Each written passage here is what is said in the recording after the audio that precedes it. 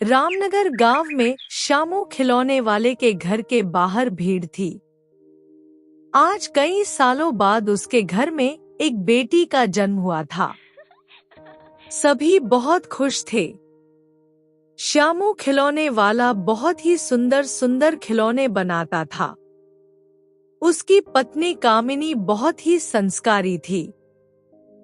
इस खुशी के मौके पर उनके घर पकवान बन रहे थे। तभी अचानक किसी के चिल्लाने की आवाज आई। अरे दौड़ो, देखो देखो क्या हुआ, अनर्थ हो गया, श्यामू के घर में आग लगी है। लेकिन बहुत देर हो चुकी थी। श्यामू और उसकी पत्नी आग में जलकर खाक हो चुके थे। पूरा गांव दुखी था। लेकिन किसी तरह श्यामू के पिताजी बचकर बाहर आ गए। उनकी गोद में नवजात बच्ची थी। उन्होंने भगवान को धन्यवाद दिया। साथ ही वो चिंतित भी हो गए कि बुढ़ापे में काका इस छोटी बच्ची को कैसे पालेंगे।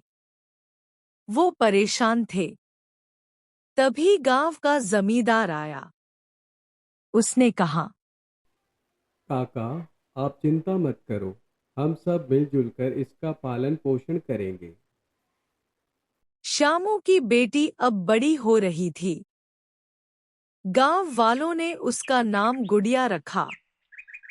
हर सुबह वो मंदिर जाती और मंदिर की साफ सफाई करती और भगवान से बातें करती। भगवान, मेरे माँ बाबा कहाँ चले गए?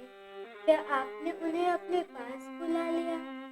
उसके इस भोलेपन से पुजारी बहुत प्रसन्न होते और हर रोज उसे प्रसाद देते। गुड़िया थोड़ा सा प्रसाद बचाकर अपने बाबा के लिए भी लेकर जाती।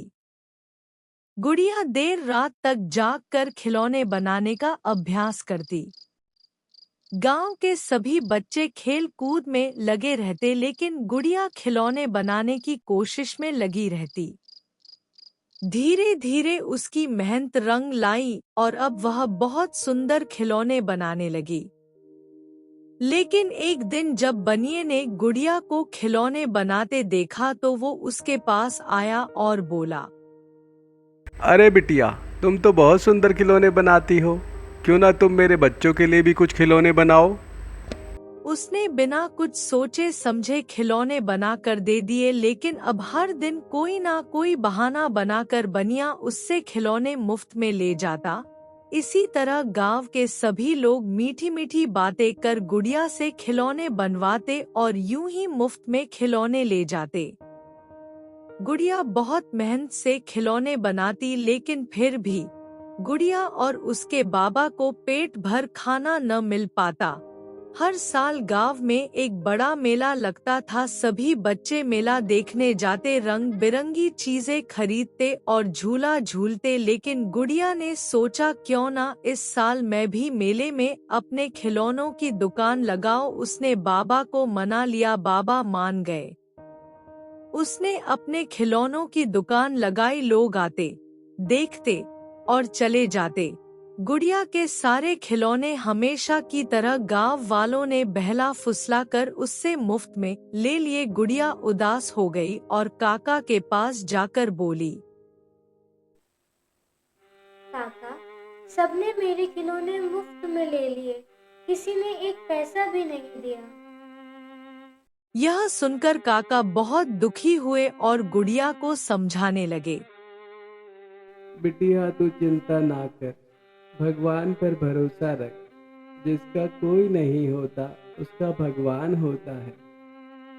जैसे जैसे समय बीत रहा था गुड़िया बड़ी हो रही थी, लेकिन वो अब भी प्रतिदिन मंदिर जाती और भगवान से बातें करती। उसने अभी भी खिलौने बनाना बंद नहीं किया था। जब उसके खिलौने अधिक हो जाते तो वो गरीब बच्चों में बांट देती। उसे ऐसा करते देख पुजारी ने कहा, बेटी, तुम इतनी मेहनत से इन खिलौनों को बनाती हो, फिर उन्हें मुफ्त में क्यों बांट देती हो? पुजारी जी, छोटे बच्चे भी तो भगवान का ही रूप होते हैं। मुझे अच्छा लगता है कि मेरे खिलौने देखकर बच्चों के चेहरे पर मुस्कान आ जाती है। यह देखकर पुजारी की आंखें नम हो गई। उन्होंने भगवान से प्रार्थना की, है प्रभु, ये बच्ची कितनी भोली और मासूम है, इसे इसकी मेहनत का फल मिलना चाहिए। एक रात बहुत तेज बारिश हो रही थी। घर में खाने के लिए सिर्फ 2 रोटी थी। काका एक रोटी खाकर सो गए। तभी अचानक आधी रात में दरवाजे पर किसी के खटखटाने की आवाज आई। गुड़िया डर कर उठ गई। उसने हिम्मत करके दरवाजा खोला, देखा तो सामने एक साधु बाबा खड़े थे। गुड़िया ने कहा, क्या हुआ बाबा, आपको क्या चाहिए? बेटी, मैं बहुत भूखा हूँ। बाहर बहुत बारिश हो रही है। मैं बहुत दूर से चल कर आ रहा हूँ। क्या मैं तुम्हारे यहाँ रुक सकता हूँ? बिटिया, कौन है? क्या कोई मुसाफिर है? उन्हें अंदर ले आओ। साधु ने अंदर आकर देखा, गुड़िया का पूरा घर खिलौनों से भरा था। साधु बाबा ने कहा, अरे बिटिया, तुम इतने सुंदर सुंदर खिलौने बनाती हो, क्या तुम इन्हें बेचती हो? हाँ बाबा, पर कोई मुझे पैसे नहीं देता। सब यूं ही मुफ्त में खिलौने ले जाते हैं। कुछ लोग कभी कभार बदले में थोड़ा बहुत अनाज, सब्जी दे जाते हैं। आप बैठिए बाबा, मैं आपके लिए कुछ खाने को लाती हूँ। गुड़िया ने अपने हिस्से की बची हुई एक रोटी लाकर साधु के सामने रख दी। साधु ने रोटी खा ली और बोले, बेटी, भोजन तो बहुत स्वादिष्ट था। ऐसा भोजन तो पहले कभी नहीं खाया।